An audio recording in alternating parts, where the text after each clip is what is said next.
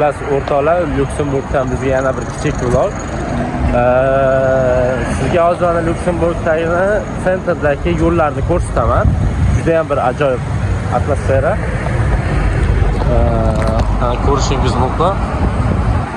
Daraxtlarni ajoyibotlari, bilmadim qanaqa bu daraxt nomi, lekin bir chiroyli daraxt ekan. Nasib bo'lsa, qovlasam ekaman degan umid qilib qo'ydim.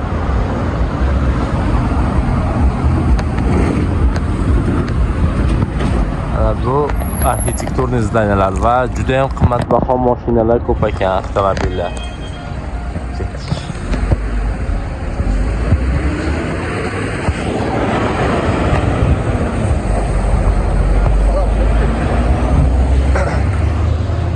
Bola qo'rqib ketdilar. Ana sizlarga haqiqiy Lyuksemburgda arxitekturasi. O'rtalar bu Lyuksemburgda tabiati to'g'risi juda ham daraxt ko'p va menga yoqqan taraf ham shu bo'ldi. Tabiat jihatidan juda ham chiroyli. Aytgandek, havo ham toza. Havoni ham buzaman. Havosiz buzasiz doim. Mana Lyuksemburgda bayrog'i va bu yerda o'ziga xos bir zdaniyalar, arxitektura.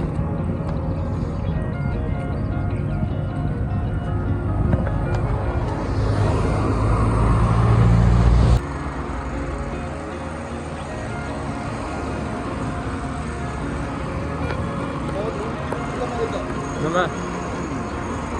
Belli bir uylardan biri o'rtoqlar. Sizlarga va'da bergandek, ana ko'rsatyapmiz. Mana bu boy o'tib ketgan parkimiz. Va mana bu shahar sentri deb hisoblasak ham bo'ladi. Bu yerda bir ajoyib bir most bor. Tagidan yo'lak bilan.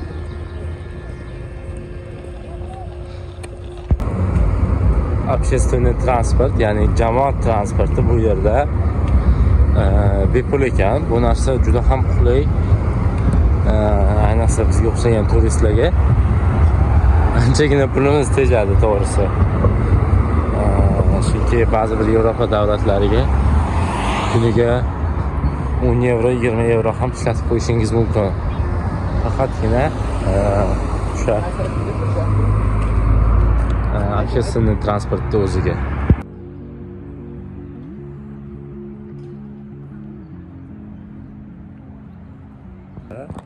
Anaqa gullar juda ham ko'p ekan. Va qimmatbaho mashinalar ham yetarlicha.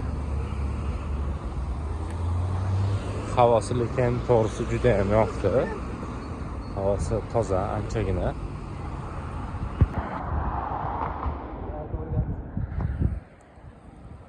Manaki. Xullas o'rtoqlar, men uchun Lyuksemburg aytganimdek faqatgina sayohat uchun desanglar ko'p narsa ko'ra olmaysizlar, chunki haqiqatan kichkina joy, lekin sokin. Sokin joy. Ayniqsa boylik hidi taralib turadi deydi-ku. Ana shunaqa. Tili bilan Lyuksemburgda fransuz tilida gaplashishar ekan. Avvallari yoshroq bo'lganimda bir 4-5 yillar oldin Lyuksemburgda bir Germaniya shaharchasi deb o'ylardim. Lekin Germaniya emas, balki Lyuksemburg bu отдельно bir kichik davlat. Bu yerga faqatgina o'sha aytganimdek oilangiz bilan, ayniqsa xotiningiz bilan yoki o'rtog'ingiz bilan kelib aylanib ketsangiz bo'ladi, bir haftaga prosta dam olgani.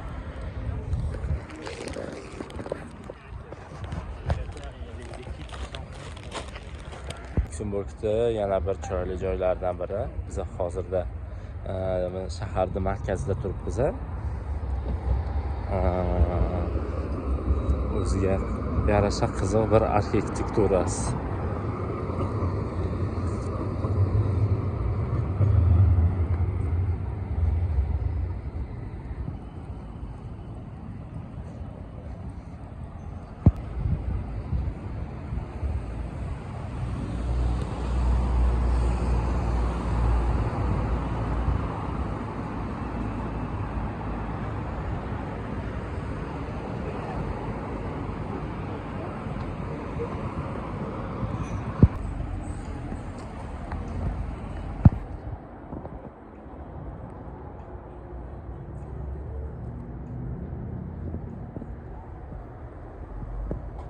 Bu ajoyib bir zdaniya ekan, o'rtoqlar.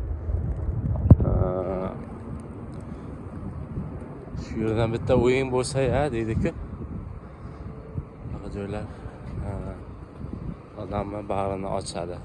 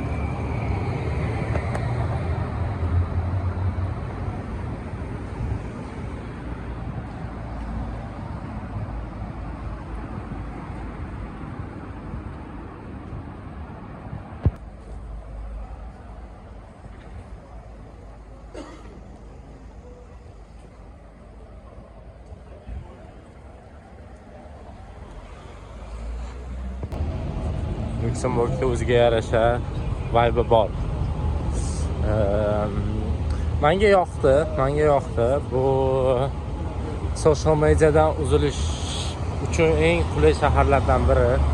Chunki odamlar o'zicha yashayveradi.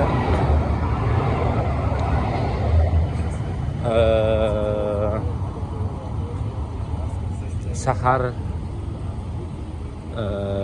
o'ziga xos vibe bor albattaki.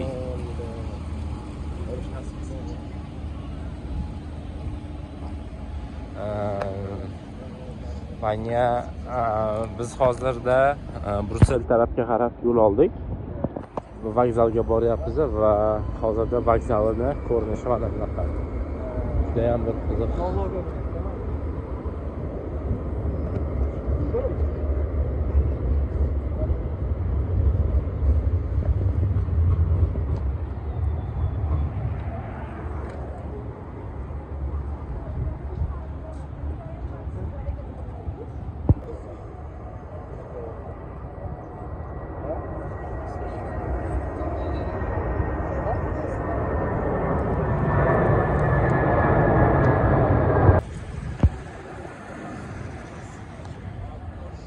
Lüksemburgning sentralniy vokzali bu o'rtoqlar.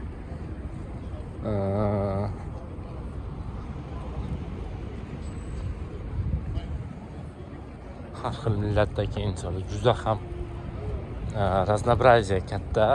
Ya'ni har xillik juda ko'p millat ko'rasizlar.